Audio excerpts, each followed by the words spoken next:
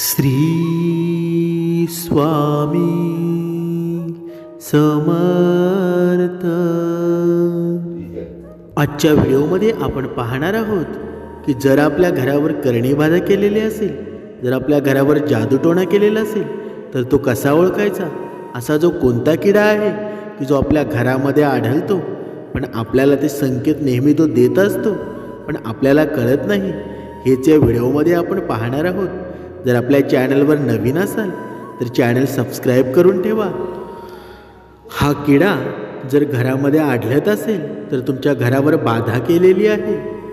आपल्या जवळपास असे अनेक लोक असतात ज्यांना आपलं हसणं, बागडणं, सुखात राहणं, प्रगती करणं रुचत नाही, आवडत नाही.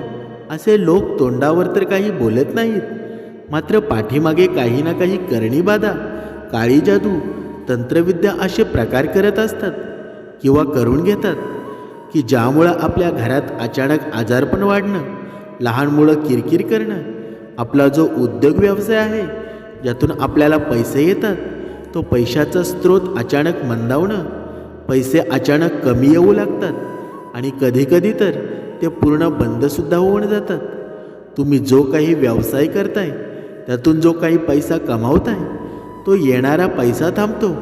घरामध्ये सतत वादविवाद होऊ लागतात.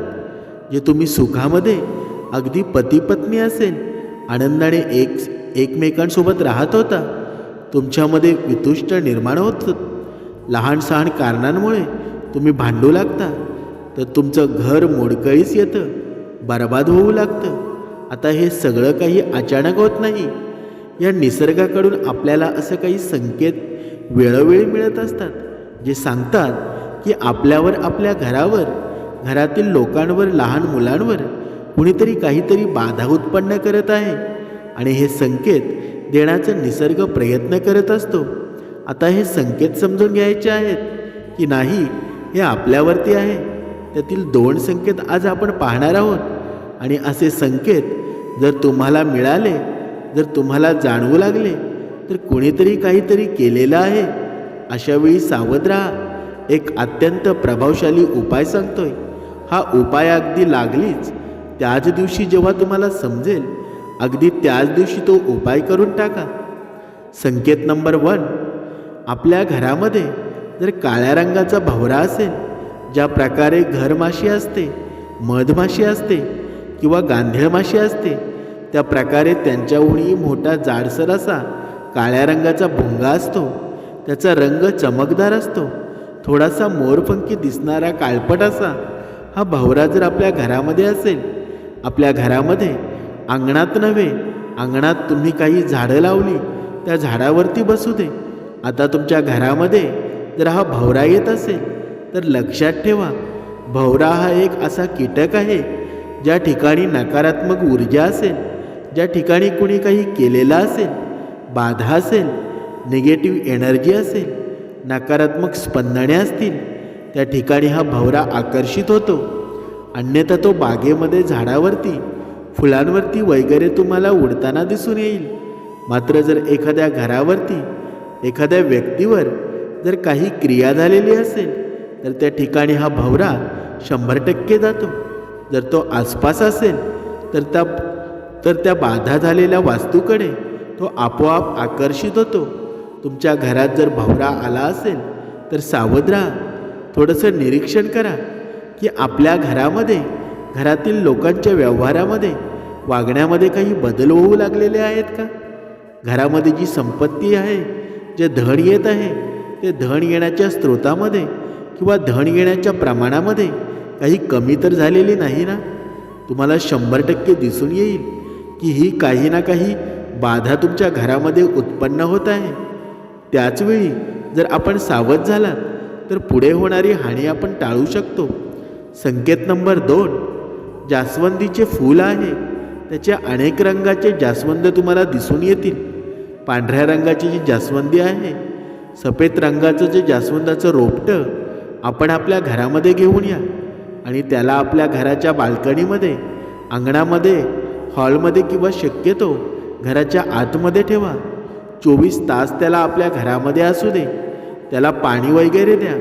जर हे पांढरे जास्वंदीचे रोपटं 24 तासाच्या आत सुकलं, पाणी देऊनसुद्धा, सूर्यप्रकाश मिळूनसुद्धा जर ते सुकलं, तर लक्षात ठेवा, जास्वंदीचं हे पांढऱ्या रंगाचं रोपटं असतं. ज्या ज्यावेळी कुठेतरी काहीतरी बाधा उत्पन्न होतात, काहीतरी नकारात्मक शक्ती कुणीतरी आपल्यावरती काही करू लागतं, त्या वास्तूमध्ये हे रोपटं तग धरू शकत नाही. आणि तिसरी गोष्ट, जर एखाद्याने खूप काहीतरी तंत्रक्रिया केलेली असेल, की अगदी एखाद्या जीवनातून उठवण्याचा जर त्याचा प्रयत्न असेल, तर आपल्या घरासमोर असणारी तुळशीकडे जरा पहा.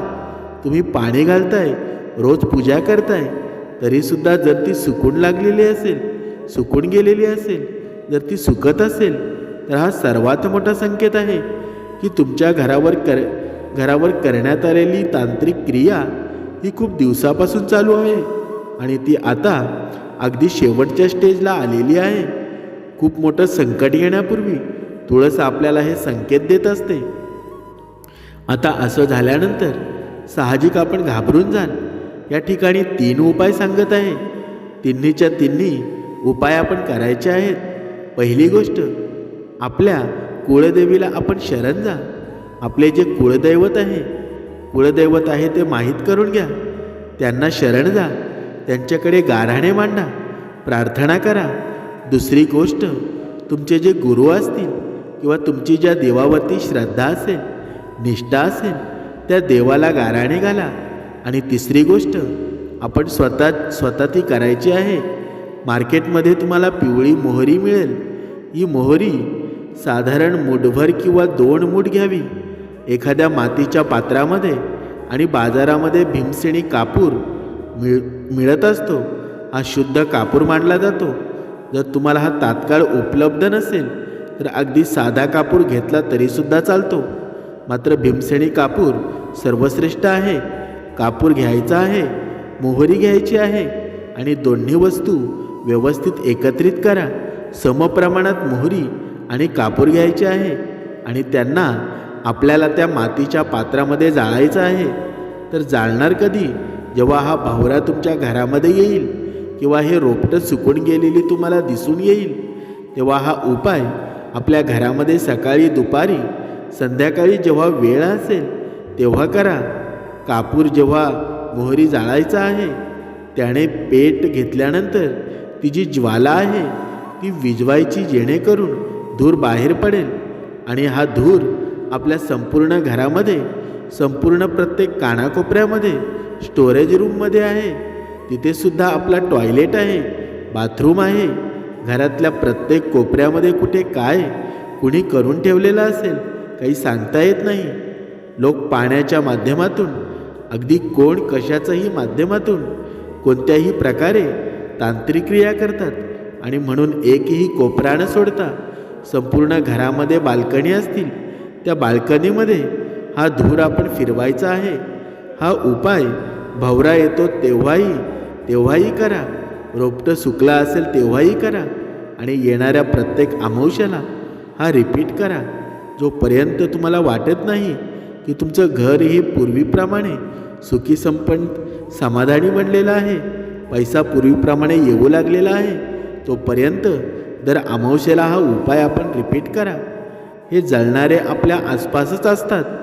अशा लोकांना ओळखायला शिका आणि त्यांच्यापासून शक्यतो आपले जे केस असतात, नखे असतात, आपली जी वस्त्र असतात, या गोष्टी अशा लोकांच्या हाती लागणार नाही याची काळजी घ्या.